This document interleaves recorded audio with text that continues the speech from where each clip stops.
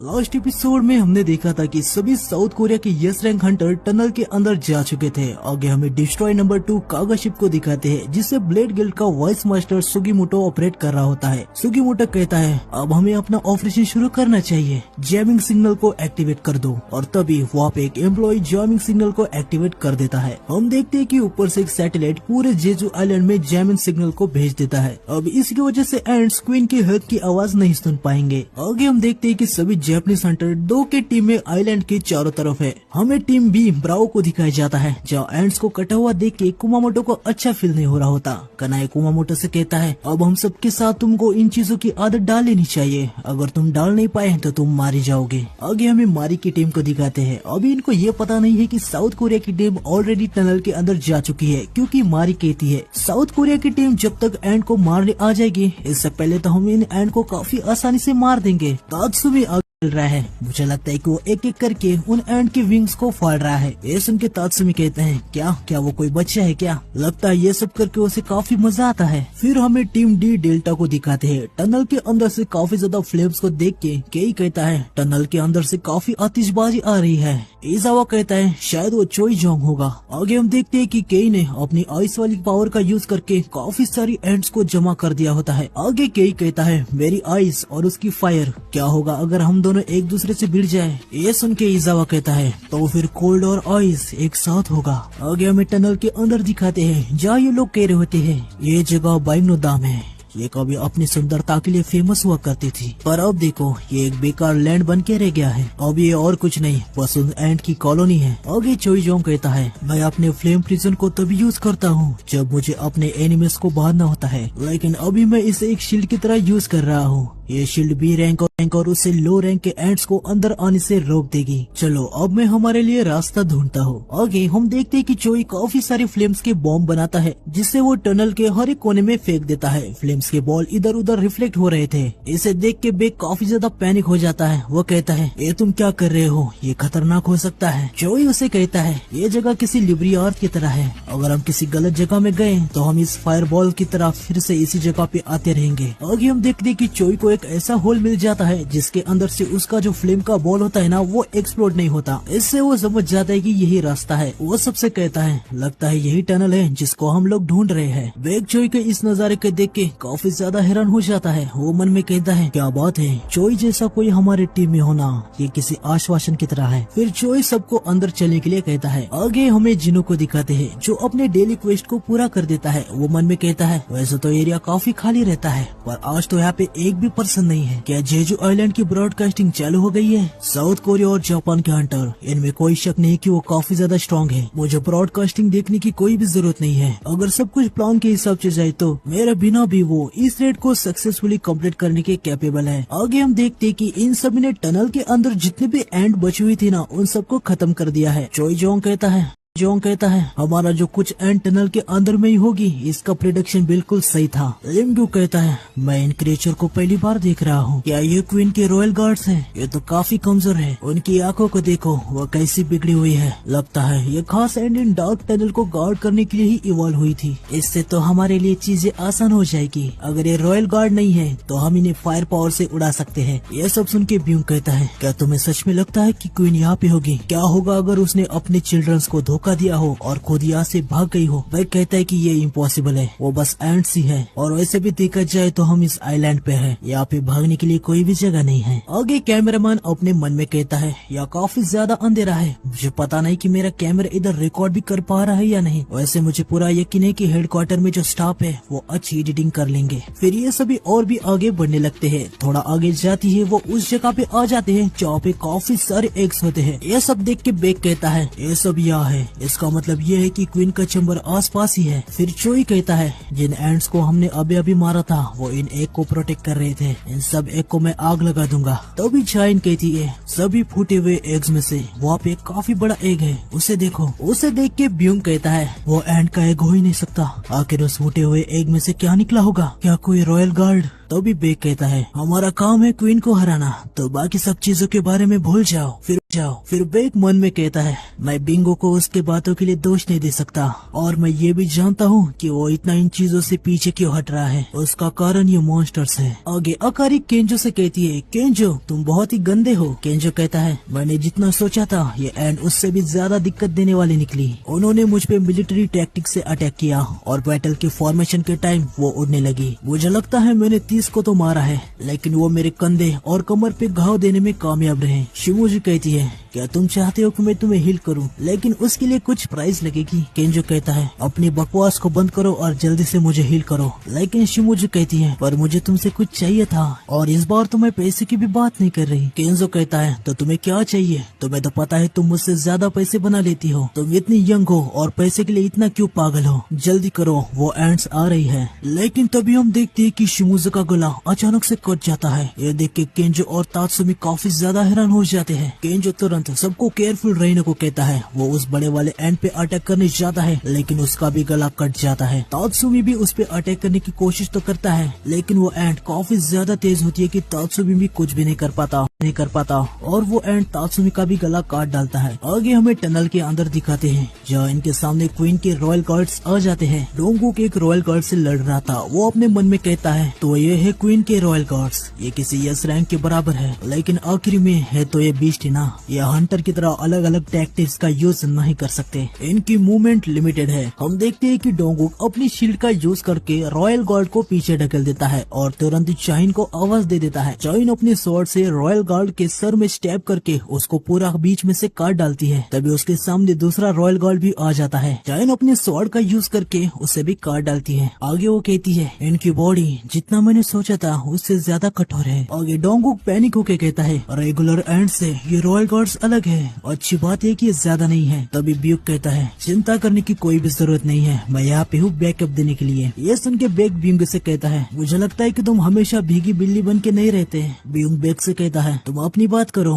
किसी नौसिखी की तरह एक्टिंग करना बंद करो। आगे हम देखते हैं कि ब्यूंग भी अपनी वैंड से उस एक रॉयल गार्ड एंड को मार डालता है। वो कहता है कि क्या तुम भूल गए अगर तुमने इनका सर भी कुचला हो फिर भी ये कुछ समय के लिए जिंदा रहती है, तुम्हें इनके शरीर को काटना होगा या फिर तुम्हें इन्हें किसी अच्छे कारण के लिए मार डालना होगा। ये सुन के बेक कहता है हाँ तुम सही कह रहे हो, क्वीन के रॉयल गार्ड चैम्बर में है पर क्वीन यहाँ पे नहीं है। पर ये जो गार्ड है ये ओल्ड जनरेशन के लग रहे हैं, ये मेरा गेस है। मुझे लगता है कि ये फर्स्ट जनरेशन के थे इसलिए इन्हें बाहर निकाल दिया है। इसका मतलब ये कि सेकंड जनरेशन की एंड्स कार्ड्स आगे हमारा इंतजार कर रही होगी। आगे बिंगो अपनी मैजिक बुक से स्पेल कास्ट करते हुए कहता है तो अब तुम्हें तैयार रहना चाहिए। हम देखते हैं कि सबकी बॉडी की स्ट्रेंथ बढ़ जाती है, साथ ही उनके सामने काफी सारी एंड्स आ जाती है। डोंगुक कहता है कैसा रहेगा अगर हम सब 10-10 एंड को खत्म करें। ये सुन के बिंगो कहता है मेरे पास बस ए रैंक की कॉम्बैट स्किल्स है, मैं सिर्फ 1 या 2 को ही संभाल पाऊंगा। तभी बेक उसे कहता है तुम्हें सच में लगता है कि हम इतने पागल हैं कि कॉम्बैट के लिए हम किसी हीलर पे निर्भर होंगे? तुमने जो अभी हम सबको पावर अप दिया है वो काफी है, तुम बस पीछे खड़े रहो और देखो हम इन्हें कैसे खत्म करते हैं। आगे हम इजावा और केई को देखते हैं जो भागते हुए टीम चार्ली के पास जा रहे होते हैं। इजावा कहता है मुझे यकीन नहीं हो रहा, हमें जल्दी उनके पास जाना होगा क्योंकि अचानक से उनके साथ हमारा कांटेक्ट लॉस्ट हो गया। आखिर उन लोगों के साथ क्या हुआ? केई कहता है थोड़ा धीरे हो जाओ। आगे वो उस जगह पे आ जाते हैं। इजावा कहता है ये वही जगह है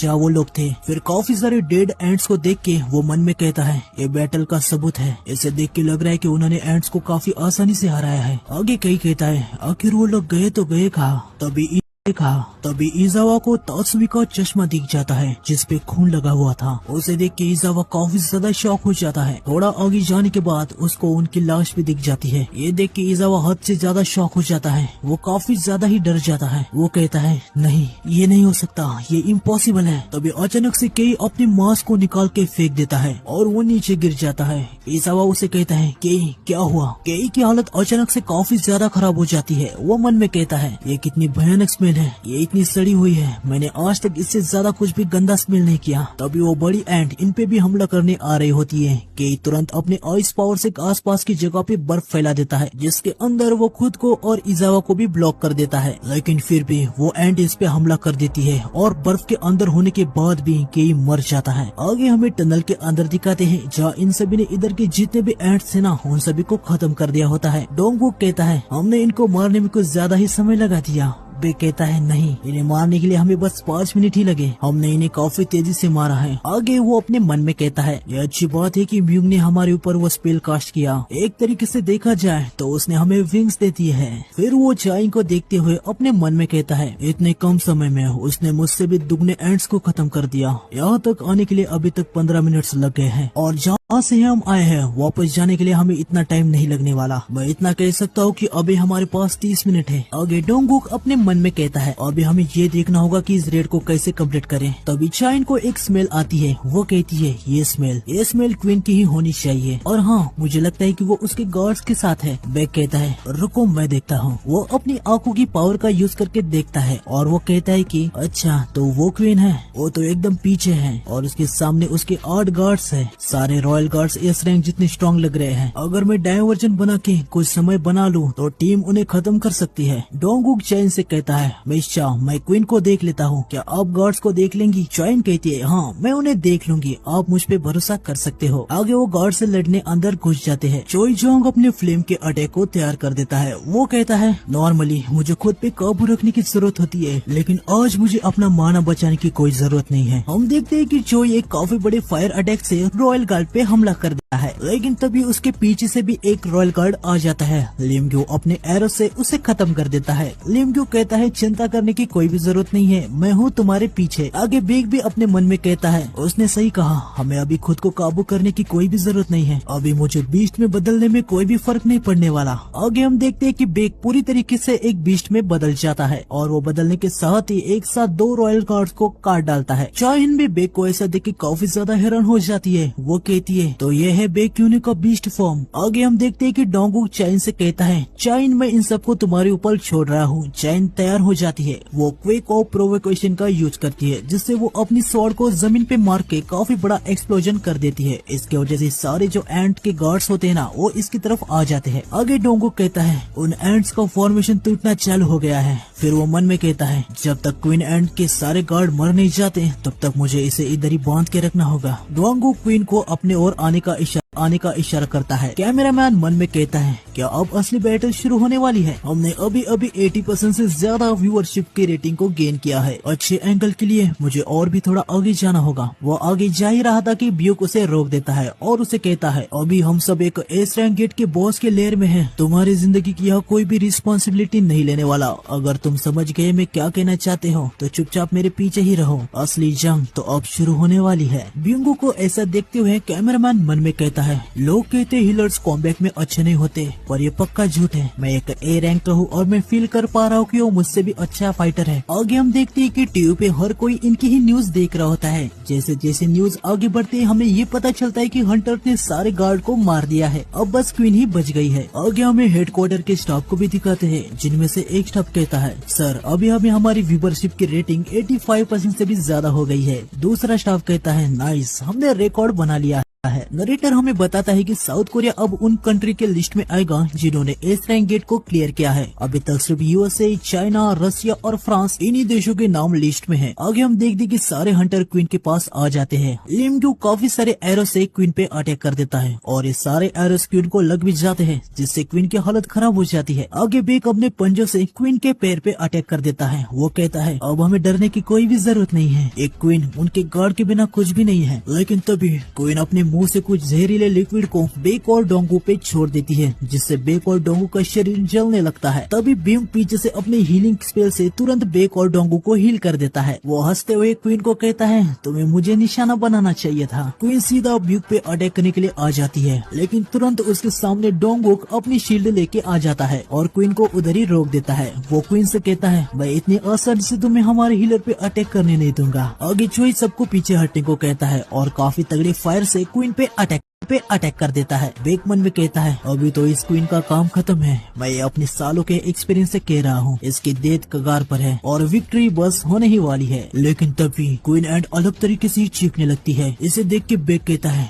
वो क्या था, क्या वो डेथ की वजह से ऐसी चिल्लाई? नहीं, मुझे कुछ अलग ही फील हुआ, ऐसा लगा कि वो किसी को बुला रही है। तभी हमें सुगीमोटो को दिखाया जाता है। वो चिल्ला के गोतो से कहता है मिस्टर गोतो, एंट्स ने अपना डायरेक्शन चेंज कर लिया है, अब वो टनल की तरफ जा रही है। ये सुन के गोतो काफी ज्यादा हैरान हो जाता है। वो कहता है क्या जामिन सिग्नल वर्क नहीं कर रहे क्या, आखिर ये हो क्या रहा है। आगे हमें टनल के अंदर दिखाते हैं जहाँ चाइन क्वीन के सर को काट डालती है। आगे वो कहती है ये सब खत्म हुआ ना। लिमगो कहता है क्या अब हम 7वीं ऐसी टीम बन गए जिन्होंने एस रैंक गेट को क्लियर किया है। लेकिन बेक कहता है रुको कुछ तो गलत फील हो रहा है। डोंगुक भी कहता है जैसे जैसे हम बात कर रहे हैं एंड्स का झुंड हमारे पास आ रहा है, हमें अभी के अभी यहाँ से निकलना होगा। ये सुन के चैन कहती है क्या ये कैसे हो सकता है। लिमगो भी कहता है